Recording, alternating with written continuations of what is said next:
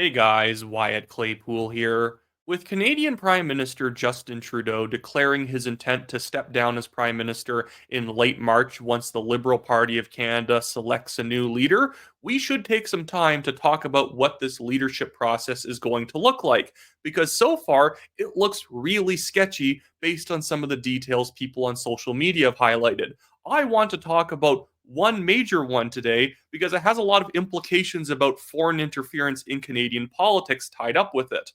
At a later date, I will be making a video on the different individuals running for the Liberal leadership. I'll probably make a video on who we think is going to run, and then I'll do a more fulsome video on the background of each person who is running. We already kind of know the characters who are going to be throwing their hats in: Mark Carney, Chrystia Freeland, Francois Philippe Champagne, Anita Anand, Melanie Jolie, and I think there's like Christy Clark and a few other people, Dominic LeBlanc.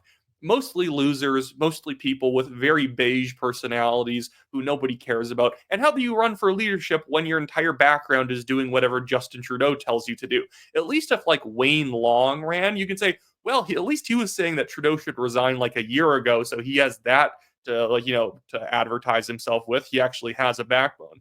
I guarantee one will eventually run on getting rid of the carbon tax and slashing immigration. You're going to have a lot of people trying to redefine what the Liberal Party is out of desperation to try and win the leadership.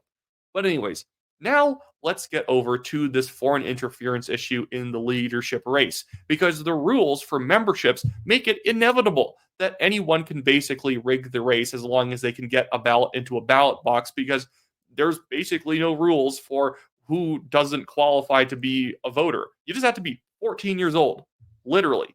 Just 14. I'm going to read you the actual rules in just a second here. But first, I just want to mention to you guys, hey, like this video, subscribe to the channel, do all that good stuff, help the channel grow, especially during this tumultuous time when you're probably going to want to keep up with all the little details of what's going on in the Liberal leadership race. I will be breaking it down in detail, not just talking about the surface level. But here we go. This was highlighted by Bob Backlund here. And this is just part of the Liberal leadership and nomination rules here. They're basically the same thing. A nomination is just a local riding leadership, effectively. But here are the membership rules. Registration in the Liberal Party of Canada is open without discrimination based on race, national or ethnic origin, color, religion, sexual orientation, age, or physical disability. I don't know why my reading so off. Justin Trudeau really messed me over today. He decided to resign. That son of a gun, my baby boy, decided to resign on the day I was the most tired. I posted this like really weird thing today. I'm like, what did they do to my baby boy? How am I supposed to talk about Anita Anand and be entertaining? Nobody cares who Anita Anand is, and now I have to not talk about Trudeau and talk about who Dominic LeBlanc is. That's not fair. Oh, come on. Anyways, so I actually have a small affection for Justin Trudeau because at least he was easy to talk about.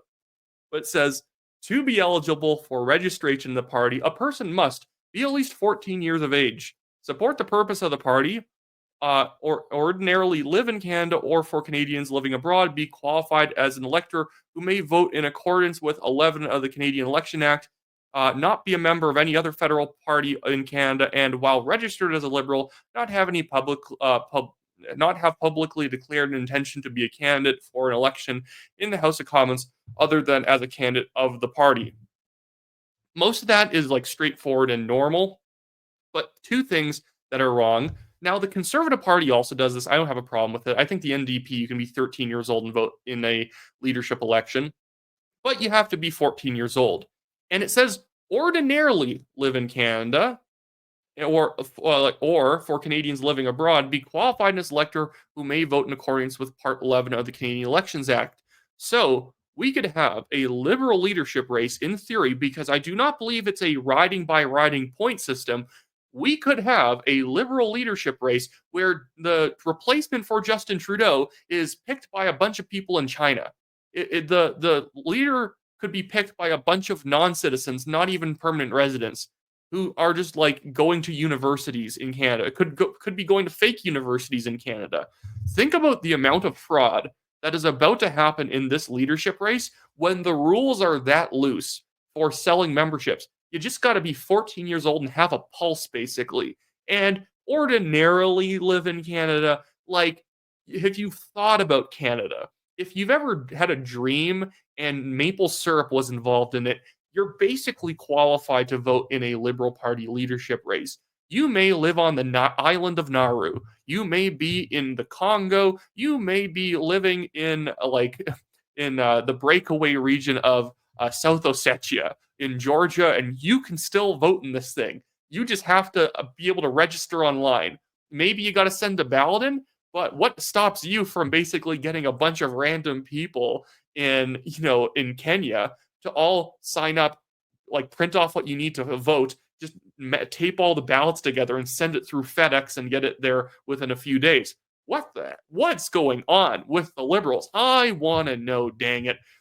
Really, what's going on is foreign interference. They don't care. They don't mind foreign interests being involved in the party. In fact, they basically declare that their whole like membership philosophy is anti-discrimination, even though I think we should discriminate between serious voters and not serious voters. You even have nominations in the Conservative Party. Heck, I ran in one. Mine was fine in terms of the membership. The people who signed up pretty much all wanted to be members, but you even in Conservative Party nominations every once in a while get people who didn't actually get legitimately elected, in the sense that they signed up a bunch of people who were basically having ballots shoved in their hands. There's a few people who ended up getting bounced out and replaced by actual candidates later, because it was just so obvious that this person was not actually running based on the support of Canadian voters who care about the issues, who care about the party. It's just somebody who walked into a temple one day and basically required the entire membership of it to sign up for them because they all know him or something like that, even though they have no clue about what the Conservative Party even stands for.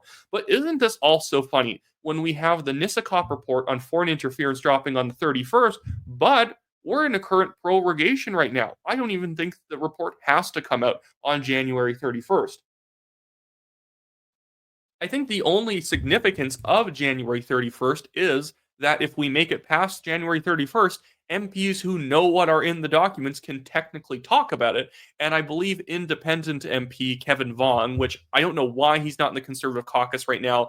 He's a great Canadian patriot. He is currently sitting as an independent. He should be a conservative. But that guy is saying that after the 31st, he's going to say whatever he thinks. He's going to bring up whatever he knows about foreign interference in Canada and more on good on him. But isn't this so funny that with that being one of the top non-economic issues in Canada is the influence of like the CCP and the Iranian regime and different Muslim Brotherhood front groups, Khalistani groups, and you do get other groups linked to India or linked to other countries that are trying to influence our politics, that we're now going into a liberal leadership race with none of the problems solved. We're just going to let it rip and assume things are going to be all right because in this country, we're stupid. Anyways, so that's it for me today, guys. I will be back at another date to talk through the most boring people that have ever existed who all, for some reason, want to be the Liberal Party leader. I might make that a more edited video where, I flash someone up on screen. We're going to talk about Mark Carney now. And then it's just like me sleeping in my chair for like 3 minutes. And then it suddenly goes black. And it's like, now it's Anita Anand. And I'm just like sleeping in like a different position. Because that's basically what that video is going to be. All of these people are boring. That is their problem. They might as well have Justin Trudeau's face tattooed onto their own face because they are all Justin Trudeau. They are just Justin Trudeau mini-me's. I was just on Indian media a second ago, and that's what I was saying. None of these people are qualified to lick stamps at a post office. They are all random followers who now want to be the leader. They want to wear the big pants in this party. Okay, guys, have fun. Let her rip. Anyway, so like this video, subscribe to the channel. Really appreciate it. I'm trying to make it to 100,000 subscribers by December. A couple days ago, or I guess less than 2 days ago, we literally gained well more than 1,000 new subscribers in a single day. So subscribe to the channel, recommend it to anyone you know, and I'll see you guys next time.